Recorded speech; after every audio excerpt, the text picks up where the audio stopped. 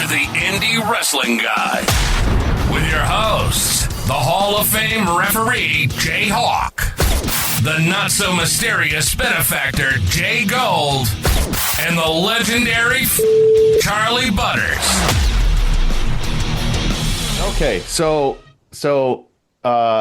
last Tuesday, as we spoke about on the last show, I had my big movie debut. Okay, so my call time was 6 a.m. So I got up at 4 o'clock in the morning, and and you had to come already ready. So I took a shower, drive out to Huntington, Long Island, and I got on the bus that takes you from the extras lot, the extras pen, to the book depository, which was an old bookstore that they converted into just like a big warehouse. So all the extras are online. We go in there, you check in, and they immediately send you to wardrobe. And I shit you not, there's a dude in an ascot, right? And he's sitting there like this, and he goes, "Take off your sweatshirt." And I was like, "Yeah, all right." I was like, "Yeah, that's fine." He's like, "I'll be right back." He comes back with the sweatshirt that says Grudge Fest. And the name of the wrestling company that we were supposed to be cheering for is a company called Wrestling Is Now, WIN.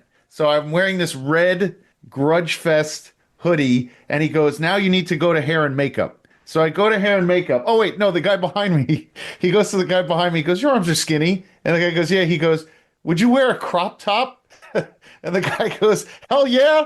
He gives him a black and white plaid sleeveless crop top. And I look at the guy and he goes, "Yeah." He goes, "I do this a lot." He goes, "I was sitting with a lot of these guys who were extras before." So he was like, "Yeah." He goes, "I don't mind wearing it." He's like, "It's just cold outside. I got to bring a jacket to the place." So they send us over to hair and makeup. And the hair guy looks at me and he goes, "Your hair looks fine," I was like, "Really?" Because my forehead's huge. And then he goes, "Go over to makeup." And the makeup lady said to me, "Your skin is really nice and it's not too shiny. You don't need any makeup." So I was like, "Oh, that's awesome." So I go sit down and I'm sitting with this dude. He's a Nassau County cop, and he was an extra in Law and Order, Elsbeth, all these shows. And he's showing me all the pictures of himself, doing extra work. I'm like, I guess there's a gig for that. It's $180. I mean, I guess it's a good gig. So at that point, they give us catering, and the catering was not great. The catering was like half bagels and cream cheese, bacon, egg, and cheese on a Kaiser roll, but the cheese wasn't melted. So, how disappointing that is, right? It's you just throw cold American cheese, and the coffee was gone in like 3 seconds. But considering there are 500 people in there, I'm not surprised. So they bring you up by your number. Everybody got this number, your extra number. They take a picture of whatever you're in. So there's some people, they gave them trucker hats with the WIN. Some people were wearing Budweiser t-shirts. Some of the girls, they put in Carhartt jackets. I'm like, this is way too fucking stereotypical. And so remember they said you'd have to wear MAGA stuff, but it wasn't true. There was a bunch of people wearing red USA hats and stuff like that. So I'm like, I guess I can see where this is going, right? So they call us up. We go to this place called the Paramount. The Paramount's the Beacon Theater. It's one of those concert halls, right? Like the Odeon. Right next to MSG. No, that's in Manhattan. I was in Long Island. So the Paramount is it's owned now by Live Nation. It's its own building. It used to be owned privately. Same type of building, though. Yeah. It used to be owned privately. It was awesome when it was private. They have really good acts there. You could see a lot of fun comedians. I saw Norton there many years ago. So you go in the Paramount. They put us in a holding room, which is like a bar. And they come in. They're like, "Okay, numbers, whatever. Let's go." So I go up the steps. I shit you not. I walk into the room. It looks like an AIW show. There's 4 rows on each side. In the ring is Brian Cage and Lance Archer, and Chavo Guerrero is the referee. And they're filming. It is crazy. They have extras pretending to be bartenders. They have extras pretending to be standing at the bar. You have to keep your spot. So wherever they put you. So they bring me up to the stage, and I'm like, this fucking blows. I'm like, I am on the stage. And no one's going to see me in this goddamn movie, right? And the guy next to me, there's 2 guys. The first guy, his name is Joe. Now, remember that name till later because this is going to be awesome. So the guy next to us, he gets a popcorn bucket. And every time we had to stand up, every time they showed us, every time Lance Archer did a spot where he caught this elbow, we all had to get up, right? So he had to spill popcorn everywhere. And after every take, they swept the popcorn up and then they refilled the bucket. And this big giant dude had to keep pretending to eat popcorn. Every time the spot happened, he had to pretend like he was flying everywhere. So we do that. We like pantomime cheering. So like it's all pitch quiet, like just quiet. And everyone's just like clapping, pretending to clap. And you have to do it over and over again. And then out of nowhere, you hear this voice, and he's like, "You guys have been great. You know, there's so much energy in the room." And it's Steven Spielberg. And I'm like, holy shit. Like, there he is. He's literally 2 rows away from me. And then I put 2 and 2 together and I go, oh my God, I'm sitting behind the stand-ins. That means the action's going on right here. So he says, cut. All of a sudden the stand-ins get up and they walk out, and I'm peeking around and I'm like, holy shit. Josh O'Connor from the movie Challengers. So if anybody wants to know, you can look it up. The movie's going to be called The Dish, Steven Spielberg's movie. It's Emily Blunt, Josh O'Connor, and a bunch of other people. Emily Blunt wasn't there that day, but Josh O'Connor comes, he sits down, and I'm looking around and I'm like taking in, I'm like, oh shit, we are filming. They're literally filming. We were there for almost 10 hours. We were filming one scene, okay? And it was like some handoff scene. But in the ring, Cage and Archer are wrestling an entire match, and they have to do it over and over again. And every so often they had to get out of the ring and get re-greased up. And then they had to do these spots. And then at one point, Cage does a head scissors and lands funky, and they have to stop everything. And Chavo gives up the X to the stunt coordinator, and they had to like adjust on the fly, where the stunt coordinator takes a little GoPro cam like this, and he jumps off the top rope onto Archer so that it looks like he's landing on him because they're trying to finish this move. And every time he lands on him, we have to jump up. And I shit you not, we did that about 90 times. Then they give the stunt coordinator Cage's gauntlet on his wrist because he's holding the other hand with the camera.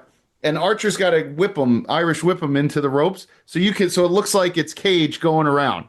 And then when Cage's knee's a little better, I guess, he's able to get back in and they finish that. But they're doing it over and over again. And everyone has to redo their spots. So the guy next to me, I start talking to him. He's talking to me about wrestling, how much, he works in the business. And I'm like, whatever, who the fuck is this guy, right?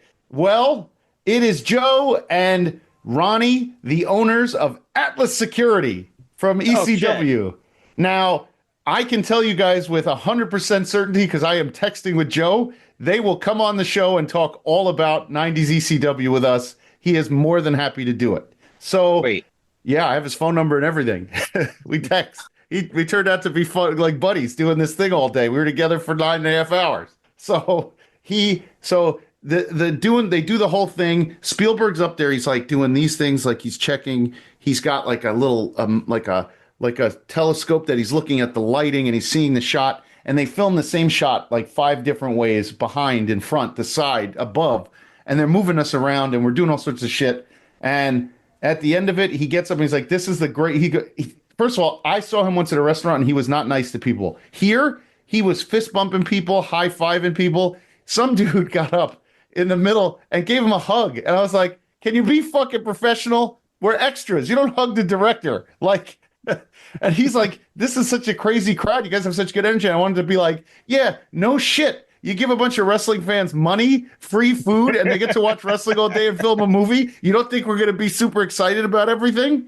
So it was an awesome experience. I can't wait to get Joe on. He was like, "Yeah, because I'd love to do a show." I'm like, "Really?" He's like, "Yeah." He's like, "We'll tell you all sorts of shit." I'm like, "All right." So Joe and I are pals now. I have his phone number. He lives over here in Elmont, Long Island. So and he told me that him and Ronnie got pushed out by the 2 dudes who are doing AEW now. They were doing AEW, making lots of money, and these 2 dudes who worked with them undercut them and offered AEW cheaper, so they fired Joe and Ronnie. So good Lord. So we got a little grease right there. But all in all, it was a great day, and I better be in this fucking movie because I'm right behind everybody. That's I'm real disappointed that it wasn't actually Schindler's Clothesline. I was really hoping we're getting a sequel to Schindler's List there. Well, what I figured out was it had nothing to do with wrestling. They filmed all that shit a whole day for probably a 2-minute scene in the movie where the hero, I think, is hiding out from like the government,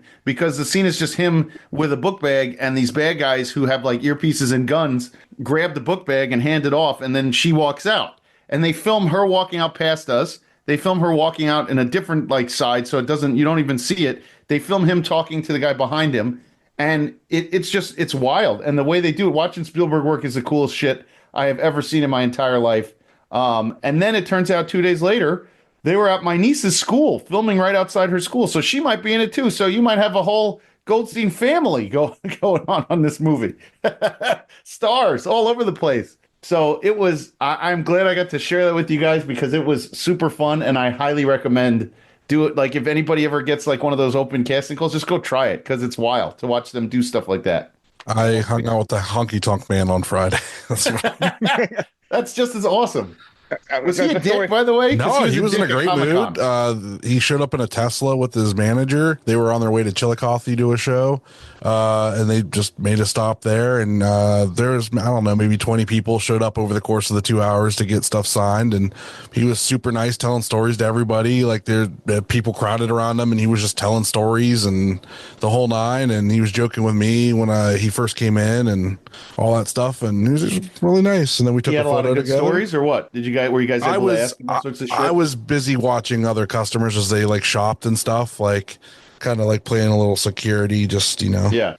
So I didn't get to hear most of the stories, but like what the stories he did tell were always fun. Like he was talking about like how he was offering people like for his mint LJNs and his stuff like that, like thousands of dollars, and they wouldn't take it. And then they wouldn't get stuff signed by him because he charges so much for it to get signed. Oh, does he? Oh yeah, if you have like the honky tonk man, we had an on card Hasbro, and he usually charges like quite a bit of money for him, like $300-400 to sign them. Damn. So he actually bought it off of us. So did he? Wow. So that he could sell it. Yeah. What shithead? So we could sell it. Hey, we got the money. He gave us what we asked for it. So what mattered to us? Yeah, if he can kind of turn around for a profit, why not? Yeah, we sold him like everything we had of them. Here you go, man. Take it. That's pretty cool, though. So yeah, I'd love to hear him. I'd love to ask him about the Ultimate Warrior. Just talk to me about that moment and just tell me all about it. I just want to know all about it. What'd they say to you? Were you like, fuck off? Like, give me the whole thing. I want to know the whole thing. I don't know. After he refused to drop the belt to Cabbage, I think he kind of lost his leverage after that to go, no, I'm not dropping to the Warrior. But yeah, damn.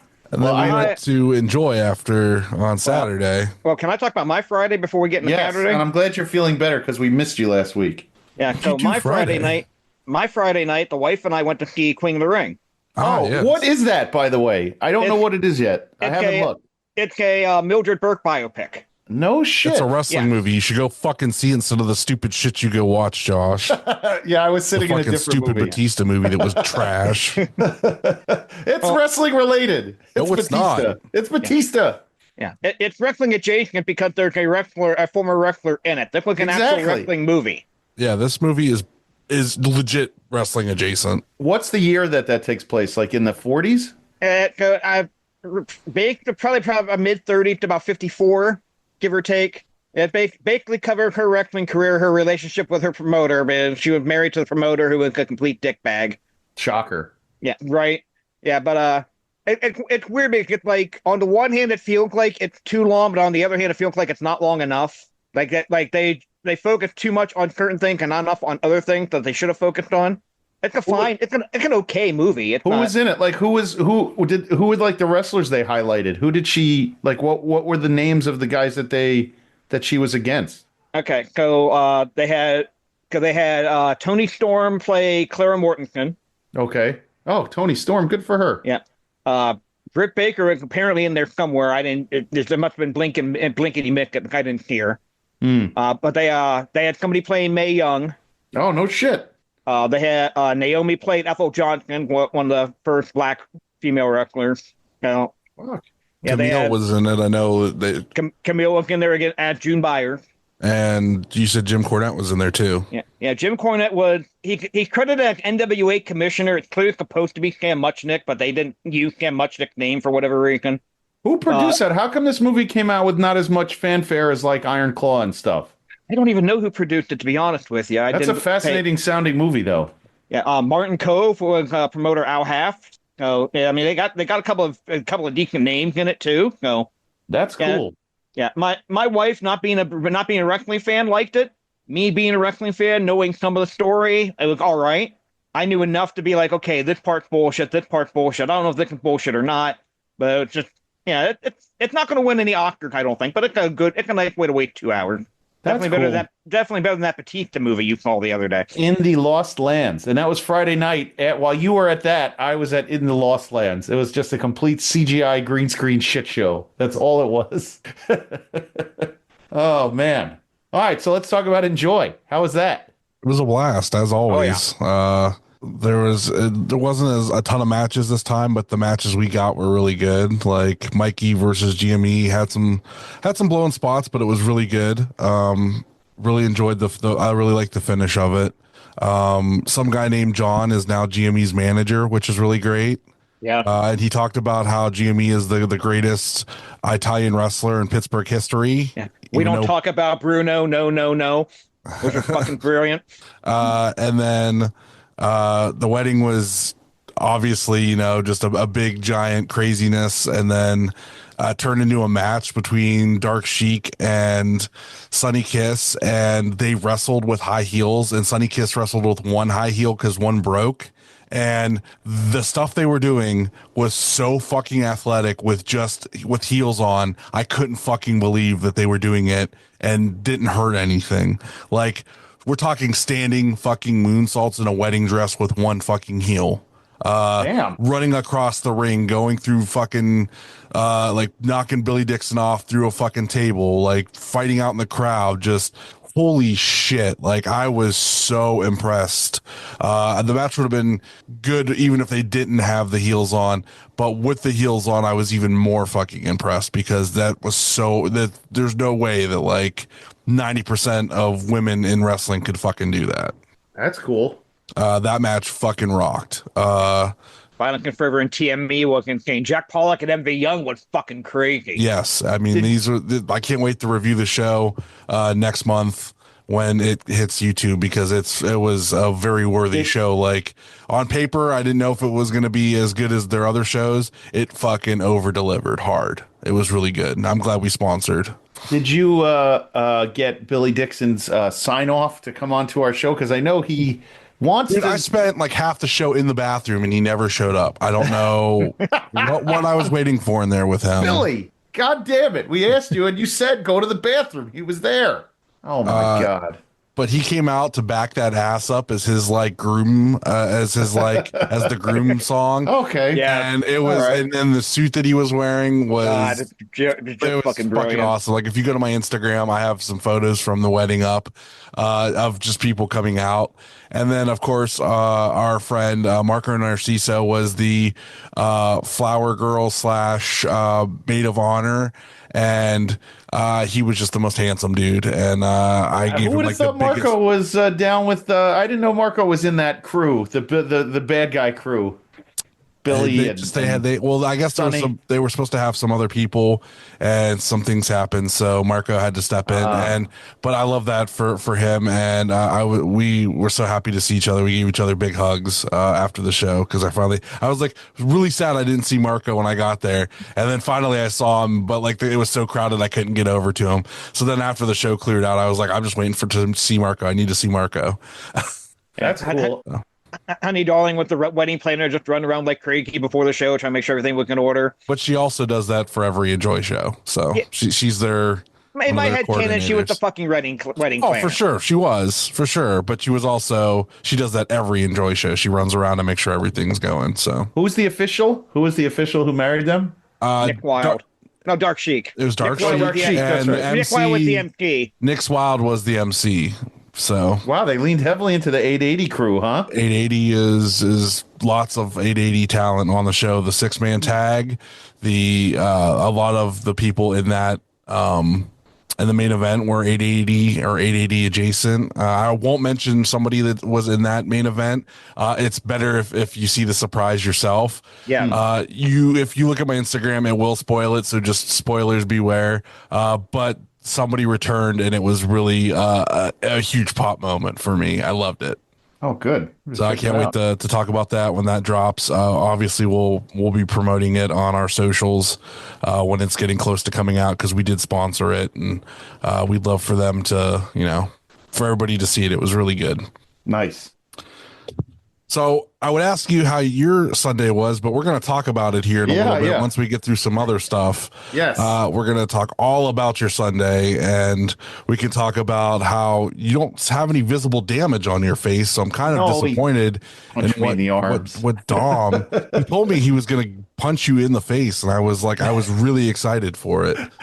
And I was really hoping there would be a GIF of him doing it, but well, he's too nice of a guy. Honestly, he's very intimidating. So, when we do get to it, yeah. But otherwise I was with my brother 2 days in a row. We went to a bar mitzvah for my pal on Saturday, and then Sunday he came, we met up at the Mecca. So couldn't ask for a better weekend. Yeah, when I tuned in, I saw him. And I was like, "Oh shit, Sam's there!" And I messaged you and was like, "Oh, tell him it's nice." We got the red carpet put out for us as always at ETU, so that was fun. But we'll talk about it. Let's get to our shout outs. Shout outs, Zach, Andrew, and of course Patty. Hey, hello. Patty. Did Patty check on you, Jared? She did check on me. And she's like, "Are you doing okay?" I'm like, "Yeah, I just need to get some sleep and rest my vocal cord." And she's like, "Did you yell at me?" No, I didn't yell at you, Patty. Where do you get that from? How's the CPR thing coming? I still got some people I got to try to get in touch with about slacking. that. So. That's how it's going. I'm slacking about that. I got a couple people that said they're interested, but I haven't gotten a hold of everybody I need to get hold of either. So. Oh, Hall of Fame ref JHawk. God damn it. So right. I got to do some other shout outs because this week was my grandmother's funeral and stuff like that, and a lot of people reached out, and I just wanted to say thanks to Pam, Ronnie Two Legs, Stacy, Zach, your brother Sam, young Ed. You reached out, so thank you guys, appreciate you. What's on this weekend? Okay, over on Triller TV, powered by Fight. This coming Saturday, March 15th at 7:30 p.m. It's Greektown Wrestling from I believe Toronto, if I'm not mistaken. And we got a lineup here: Tag Team Action Black Quebecois against PME, a Colombian Lumberjack match: Trent Gibson versus Kafka King, Drea Mitchell against Miley, Caro versus Jack Nystrom, Spencer Slade versus Gangrel, Holodead versus Alex and Kay. And six-man tag team action: Big Sam Holloway, Derek Dillinger, and Wes Barkley against Bill Collier, Channing Decker, and Ultimo Dragon. Holy shit! That is Saturday at 7:30 on Triller. Yeah, the Cleveland boys get Ultimo Dragon. All right. Well, over on the IWTV side, back to the Mecca, everyone. We have 10 years of Pro Wrestling Magic, Part 1, Revenge of the Nerds. That's going to be on Saturday, March 15th at 6 p.m. So if you're going to go to the Mecca, maybe I might be there. Ray Mars and Dan Murdoch versus Steve Off and the Hunter. Tiffany Avatar and Cameron Branier versus Journey Burke and Cosmic. The Pro Wrestling Magic Tag Team Championships. The Rep versus Smash and Burn versus El Pacto Diabolico versus Prolific John Tella versus Bruno Also Blanco. The Pro Wrestling Magic Women's Championship, Rebecca Scott versus Vicious Vicky. The Pro Wrestling Magic Championship, Alex Ryman versus Smiley. And then the Dark Arts Championship, Azriel versus Steve Pena versus Donovan versus Trey Philippe. Pro Wrestling Magic, we do talk about too many titles in wrestling. That is an awful lot of titles for the Mecca to handle. But Pro Wrestling Magic is there all the time, and it's only available on the Independent Wrestling Television Network. Weekly reminder, 880 Wrestling, Thursday Night Fights, 8 p.m. on YouTube, indiewrestling.us. Future dates you need to know: Neo Pro Wrestling Remix Volume 1, March 14th, this Friday, 2025. Mikey Montgomery against Cheeseburger. Plus, pre-show match, Zay Garcia against Reese Hayes. Those are the two that we are involved with, and there is so much more on this card. Give me a second. I'm going to pull it up. Ashton Day defending his Neo Pro Wrestling Championship against Shimbashi. The Neo Pro Tag Team Championship, members only, challenging Cash Inc. for the tag team titles. In a triple threat, Trevor Outlaw, Trey Lamar, and Don Tavio. Women's action, Ciela Boyle versus Ray Larson. In the Great Lakes tournament, we have Josh Crane against Sabin Gage and Hayden Backlund against Zach Hendricks. Plus, Eric Fallon will be in action. So that's a stacked card. Plus, there's like 3 bands performing. It's going to be crazy. Doors open at 6 for that. Shows at 7. That is at the Vortex in Akron, Ohio. And it'll be released later on IndieWrestling.us. Also, you can get your tickets at NeoPro Tix for that show. And then March 28th, AIW Barely Lethal featuring the Sandman and Jay Lethal. Jay Lethal taking on Alec Price. You can get your tickets at AIWrestling.com for all your match ticket needs. I think they're going to keep announcing stuff up till that. That was the first match announced, but March 28th, Friday, March 28th. So. And they sold out way ahead of time, turned people away at the door last time, so get them in advance because you will not be able to get them at the door most likely. Or you could watch on their YouTube for like $6. So. Which is what I'm gonna do. Yeah, that's what I'm doing this time too. I'm not heading up. We're getting closer to the 20th anniversary show. Can't wait for that. Doing a review. All right, and we are going to be reviewing Expect the Unexpected Tidal Wave. Took place this past Sunday, March the 9th at the Mecca in Ridgefield Park. For JGold, you were there. Tell us a little bit about the crowd and the vibe going into it.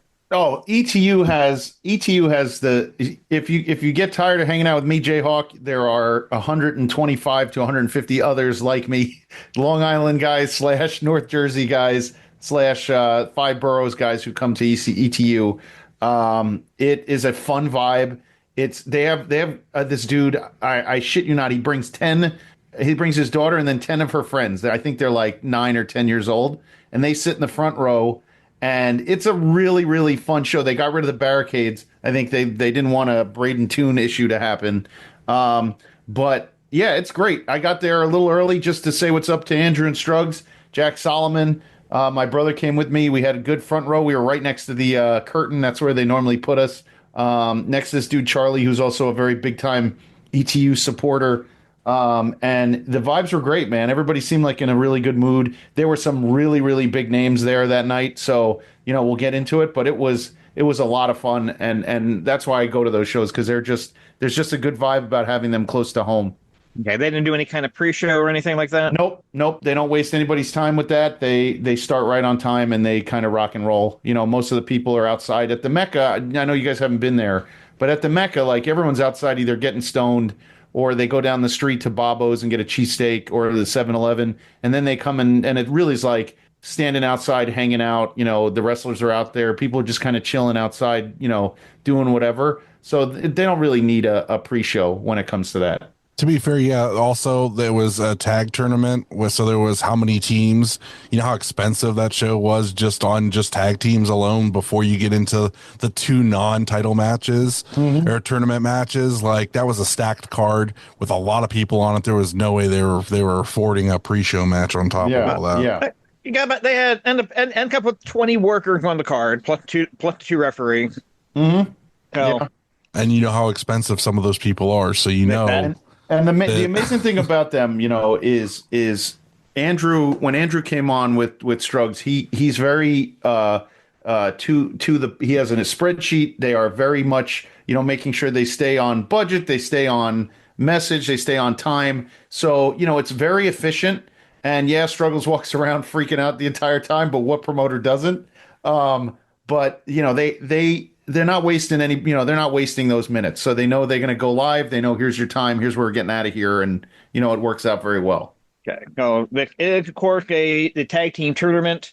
The teams all come out kind of doing the little parade of champions deal. That's when Dom punched me. Tournaments. He punched me in the arm. He gave me like a 1-2 like 5 times. He didn't do it hard, but he hit me in the muscle. And like my arm went dead for like the first 15 minutes of the show. Which ended up not airing, but half the teams were already in the ring when they actually went live on IWTV. But, right. Damn. But it ends with the 2 teams from The Expected coming out. Of course, above the rest had stolen the belt at the last show, before the tournament even started. And that leads into our first match in the quarterfinals. It is the team of Austin Luke and Matt Mikowski against the Killionaires Club. Dude, that fucking dive that Jay Bougie does at the beginning to take everyone out. He did the Big Sam dive where he landed on his head and his shoulder. We thought that he was done. Like right at that point. Nobody caught him. He went head first into the floor. It's ridiculous. Man, if I'm gonna dive, people better fucking catch Yes. me. Like Yes, people need to but- learn how to fucking catch. Guys, Jesus. we gotta have a conversation about that spot at the Mecca. Let's not do that. Nobody seems to catch anybody in that spot. Oh man. It looks better when they don't, but it's not fucking safe. It's definitely not safe. Yeah, but typical tag team match. Jay Bougie ends up being the face in peril for a little bit.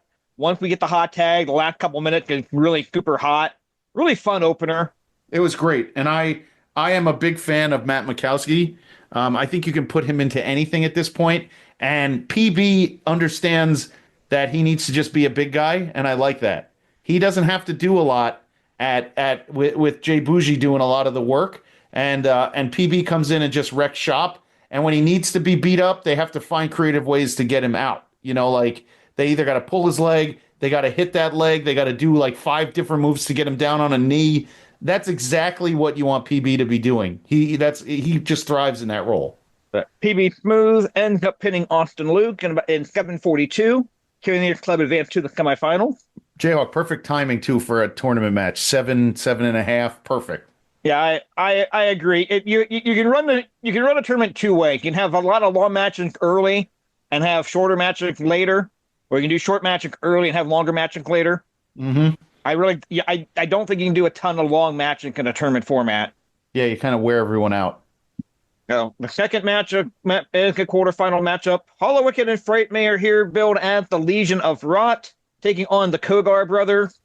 This is where we find out that the quarterfinal matches are 30-minute time limits. Yeah. I would have announced 20 tops for the first round personally, but no one was even close. But they gave it to him. But go figure, the people lost it for Legion of Rot. They love those dudes, and there was a bunch of dudes with Kogar signs, which I was like, really? But the Kogars are popular, man. Yes, I mean, you're right. Maybe You're not in our friend group for certain reasons, but in wrestling in general, they are very popular. They are very sought after. So yes. As much as our friend group does not like them, they, despite that little group, they are popular everywhere else. Yeah. And I don't know anything. I have never actually seen Otis live except for this time. And my brother even said, he's like, that's what I would do if I was shaped like him. Like he throws himself at people. You don't need to worry that he's doing technical shit. He becomes like a cannonball and just launches himself. That's exactly what you want from a guy that looks like that. Yeah. I've never worked with Etiquette. I've worked with Otis. I like Otis. I have no issue with Otis at all.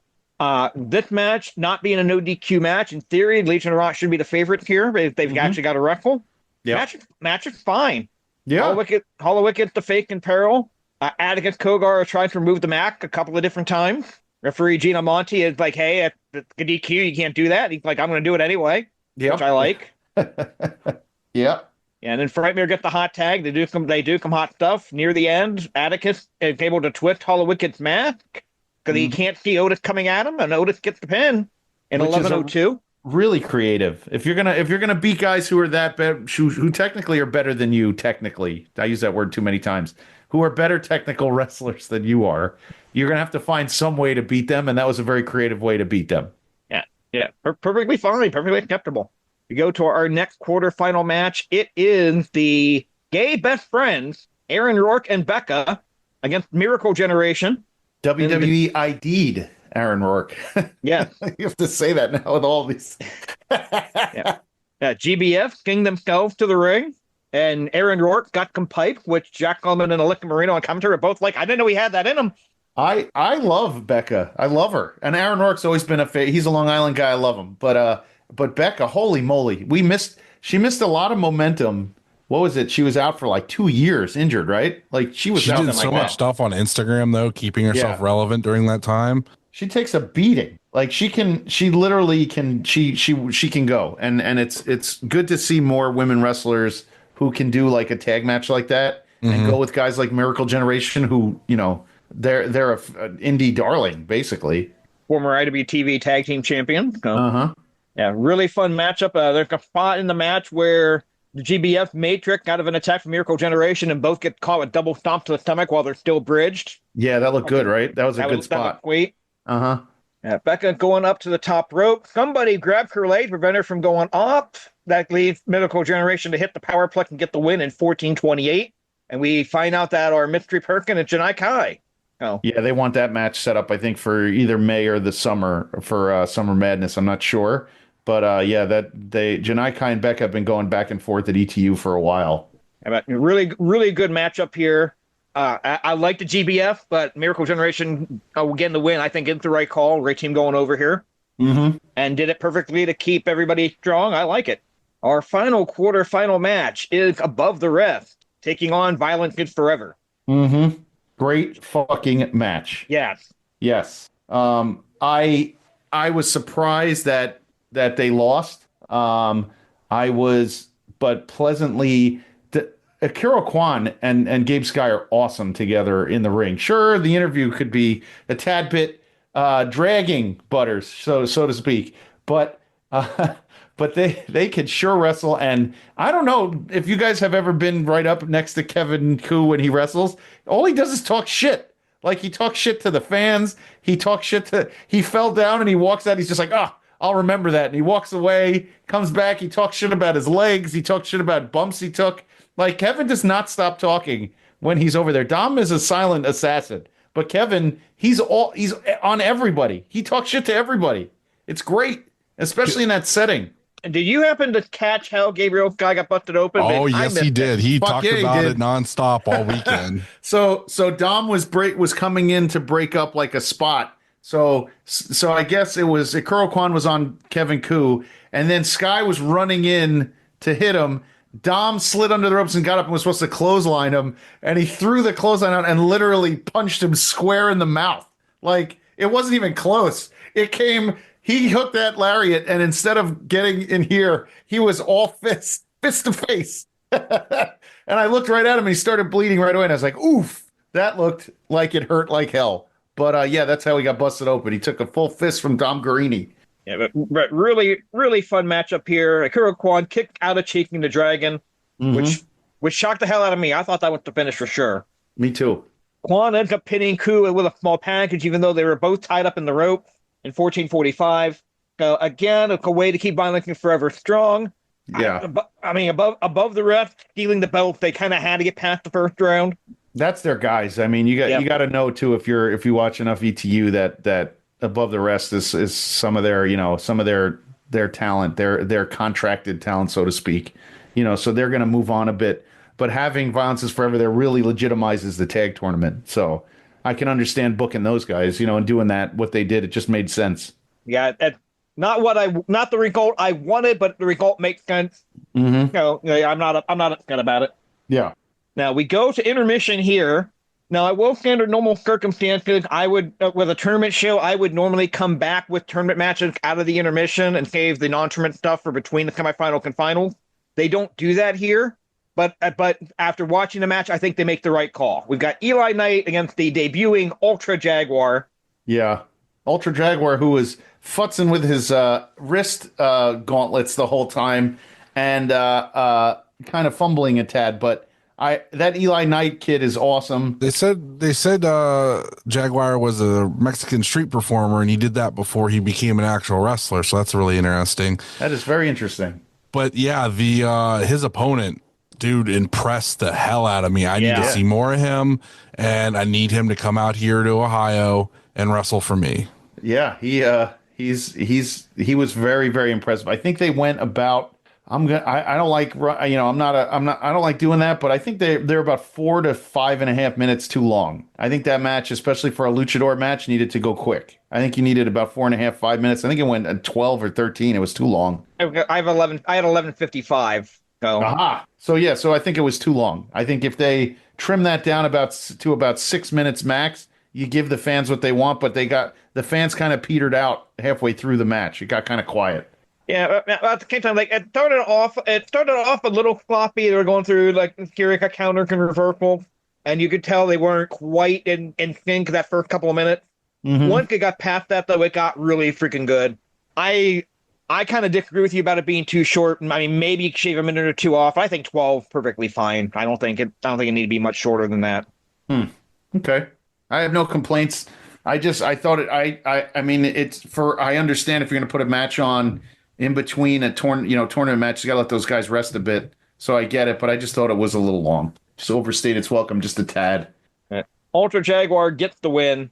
Fun stuff there. We then move to the semifinals, which also have a 30-minute time limit. The first match is the Billionaires Club against Miracle Generation. Now, I am going to defer to the two of you for this because I missed most of this match. My wife had dinner ready as this match was starting, so I missed about the first 7 or 8 minutes of it by the time I got.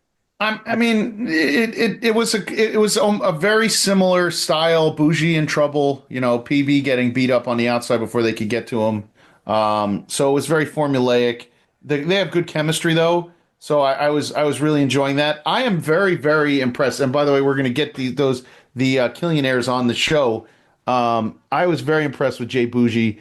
I've seen him for a while now, and he's got a trainer, and he looks great, and he can do a lot of things in there. And to keep up with Miracle Generation is another thing. The match was great. Semifinals, perfect. You couldn't if you were asking people around, they didn't know who they thought could win that match because both teams were so evenly matched. So yeah, I mean it was a good match for a semis, and again the Billionaires, Jay Bougie's another ETU guy that they love, and it just made sense the way it went in that direction.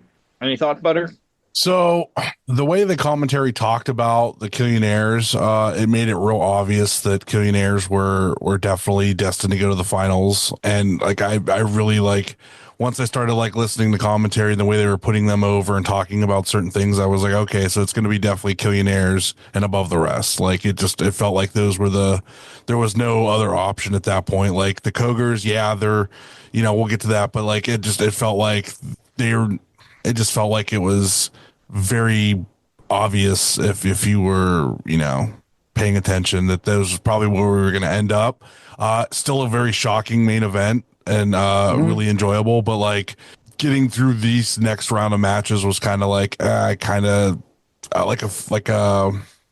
formality basically, because you could kind of just feel that it was going to be Billionaires and above the rest. So, but I still enjoyed it. I think the match was really good. Miracle Generation is an excellent tag team, and Billionaires have been growing on me since I've been watching ETU. So I see what struggles in them see in that team. So I get why they are the team in ETU. Our other semifinal matchup is the Kogar brothers against above the rest. They do about 2 minutes of technical wrestling, and then all of it's kind of let's just make this no DQ. What the hell? Yeah. Kogar brothers by the way, style of match. By the way, I don't know if you could feel it, but in the place, as soon as they said we're gonna make it no DQ, the place came unglued. Holy shit, this is going on. Yeah. And the Mittens and crew came out with doors and tables and all sorts of shit. And the Kogars looked at each other and smiled, and the whole place just went to chaos. It went nuts. I will say the Kogar brothers have enough of a name that what kind of match you're normally going to get out of them. Right. And so by these matches not being no DQ, you're not getting that Kogar brothers match. So by not putting it no DQ, that crowd's like, okay, now we're getting what we came to see with these guys. So yeah, absolutely. I'm not normally a fan of changing up on the fly like this in a tournament setting, but yeah, I have no issue here. Yeah. That's how you're going to get it over. You got to do it. So, but then you can have guys like Quan doing his mist and all sorts of shit. So having those guys kind of do a little mischievous stuff is cool. I like that. Okay, we get the skewer, we get Atticus going through a door, all kinds of crazy shit. Not a long match at all. 9:21 bell to bell, including the couple minutes of actual wrestling before it became no DQ. Above the rest get the win. Otis take them to the back with a chair after the match. Well, we got to give our tournament participants a breather between rounds, and we do that with the Key to the East Championship. WWE ID superstar Marcus Mathers, the champion, defending against Conan Lycan. Oh my God, dude. Did you guys ever see that guy before? He's a fucking animal. It's the first time I recall seeing him, and I want to see more of him. This was so fucking good. I feel like I've seen him before, but he is a different animal than whatever I saw before, because this is like a memorable performance for him. He's a fucking animal. He's gigantic. His back is so wide, and he doesn't look like some of the other indie guys who are skin. Like he's he's just built out. Like, and he does everything in the ring. It was, from my understanding, he's a guy from Albany, so he's upstate New York guy. And he is very intriguing. I can't wait to see more of him. I know he's going to do some more ETU, but good Lord, I was thoroughly impressed with that dude. What a cool find. I had one thing that I would say was strange, and then it made sense. Conan Lycan does a 450, but that's Mather's finisher, and Conan Lycan did it, and Mathers kicked out, and Mathers did it, and Lycan didn't kick out. So I like that. Like, you're gonna do your finish. That's that. But good Lord, man, that was unbelievable. Yeah, a fantastic match. Mather gets the win with that 450, 1955, longest match of the show. And it did not feel like 20 minutes. I'll say that too. This flowed really well. I liked it a lot. Marcus has a habit of going a little long at ETU shows, and no, it did not feel that long. You're right. It was really well done. And that leads us to the final of the tournament to crown the first ever ETU Atlantic Tag Team Champions. Now, if I could tell you, ETU did something very cool. So if you get a front row, they give you a ticket, and with that ticket, you get a goodie bag. And in the goodie bag, you get a pack of cards. I got an ETU beer koozie. I got some pins, and they give you and they gave you streamers, so that for the main event, everybody threw streamers in the ring. That's why we had them, because they gave everyone who's in the front row, whoever got the pack, got like a VIP pack, and you got to throw streamers in. So that was kind of cool. Yeah, think about those ideas. That's kind of interesting too. Yeah, you should mention that to Pedro. Yeah, it's not Pedro a bad idea. Yeah, Pedro Carr is trying to find little stuff to give the front row. So, yeah, but really fun tag team main event here. They brawl for about 30 seconds before the bell even rings. They get a fun little match here. About halfway through, a little bit more than halfway through, the referee just eats it and goes down.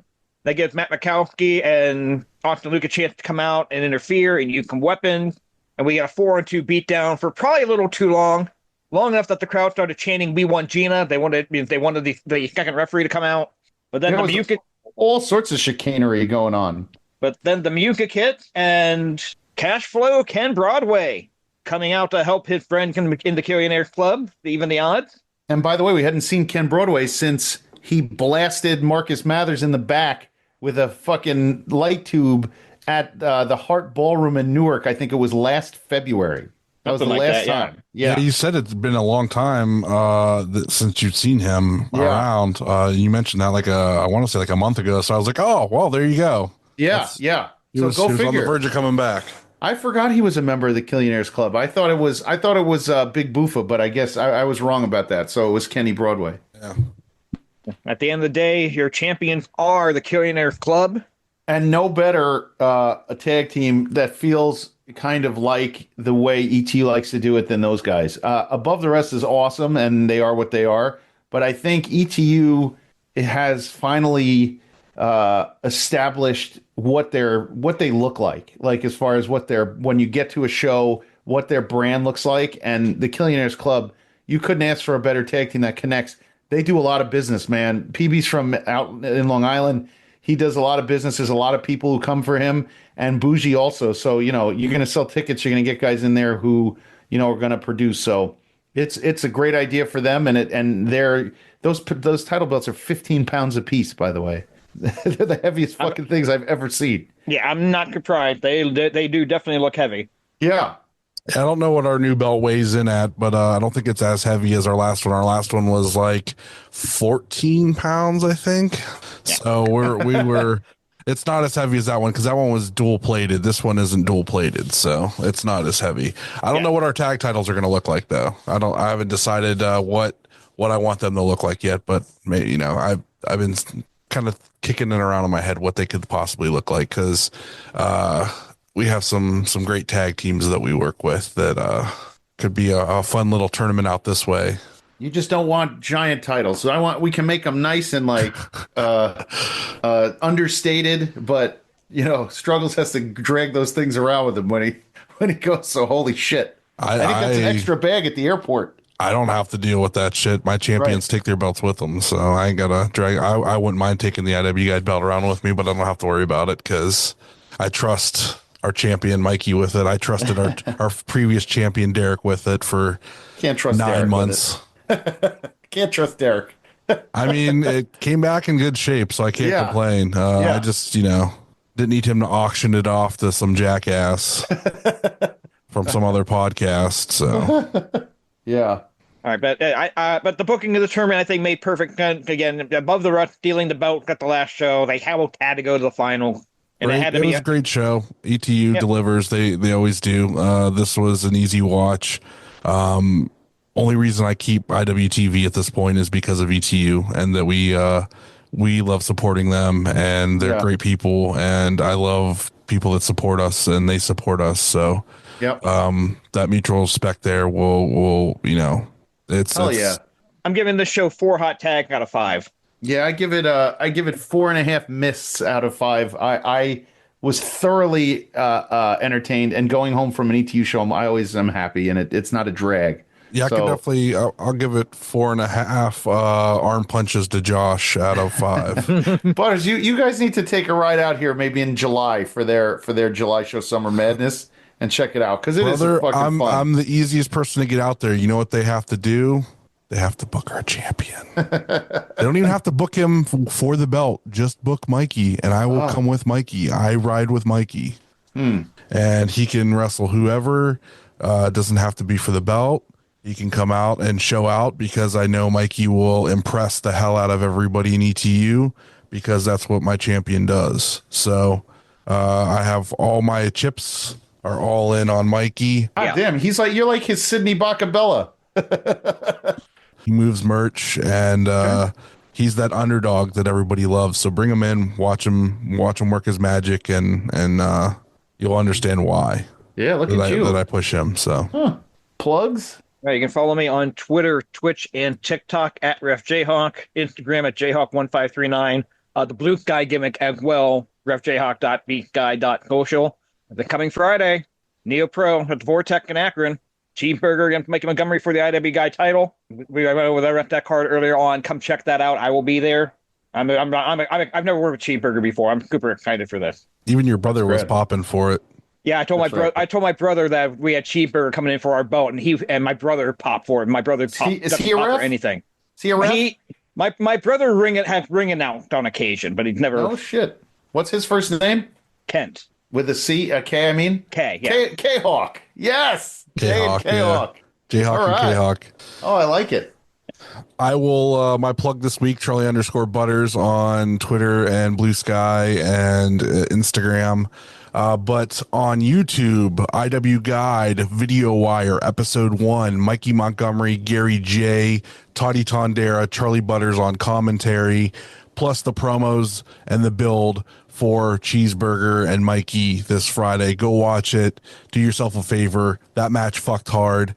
This next match is going to be awesome. We're going to keep supplying bangers for free on YouTube once a month. Lots of stuff lined up. Awesome. Can't wait for everybody to see it. I think next month we have Sammy Sumpheimer against Zay Garcia. There may be a second match added to that show. We're going to do multiples. The show's growing. Things are going off. It's getting crazy. Check it out. YouTube, we may need to IW get Bax Guide. in here. We may need to get Bax in here and do an interview. Yeah, there's a lot of guys that we did an interview with them 2 years ago that have grown so much that we kind of need to get them back on. So I know next week I believe we're going to have Wilbur Whitlock. I'm working on getting him confirmed for next week because he is a veteran in this area. JGold or JHawk. How long has Wilbur Whitlock been around? Fucking forever, right? Like as long as Pedro, right? Yeah. Wilbur started before I did. To give you an idea. So I'll tell the story when he's gone. And he basically 95% confirmed. He was actually messaging me earlier today about that, but. But yeah, I can tell a story about the first time I spoke to Wilbur, and that was before I got into business. So. Wow. So he's got lots of great stories. Can't wait to hear from him next week.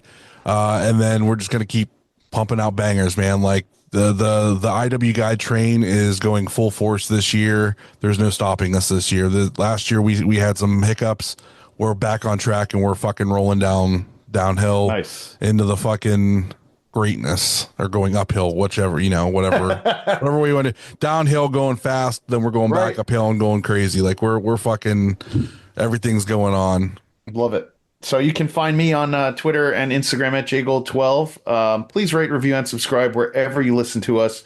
The Twitter handle, IW Guide 1, the Blue Sky handle, IW Guide, the YouTube channel, IW Guide, and patreon.com/IW Guide.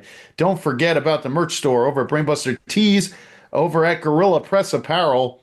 When you use code IWGP24 at checkout, when you buy 2 or more items, it's $20 off your entire order. And Will is the man. I know him and Butters work together on a lot of stuff. Will just pumped out a new logo for me for my new show.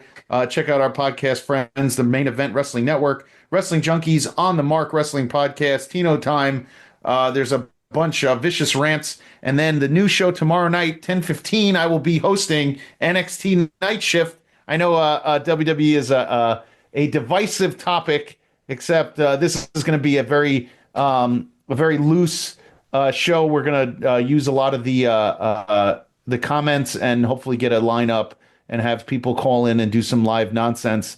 It'll be about 45 minutes of complete horseshit. It'll be a lot of fun. I'm going to definitely give out that number to lots of people to fucking prank call you guys nonstop. It's quite all right. I can't fucking wait. Listen, it's quite all right. We will take it all. It's all content. It's all good. Also, At Odds with Wrestling, the card is going to change. Super fantastic podcast. And Marks with Mikes. Check out our other friends, Time Capsule Toys, Toy Hio, Rubber City Toys, Neo Pro Wrestling, and Pally's Beef Jerky from our very own Kaplan. That's all I got for this week. I'm going to be sitting there calling in like Gomez Adams and Adams Family too when they get kicked out of the house. And he keeps calling in. I am quite all right with Sally, Jessy, whatever you want. Yeah. JGold will be playing Sally, Jessy, Raphael, who is 90 and apparently is still getting dicked down by her boyfriend. He mentioned that she was 90 and he's just like, can't wait to get home and give that pussy a workout. I'm just like, Jesus Christ, she's 90 years old and still getting it. That's pretty good. That's wild. Holy. Yep. Anyway, life's short. Watch more indie wrestling. Talk to you next week, everybody. See ya. Don't forget to review and subscribe wherever you listen to us. Find us online at Facebook and Instagram at the Indie Wrestling Guide, and on X or Twitter at IW Guide 1.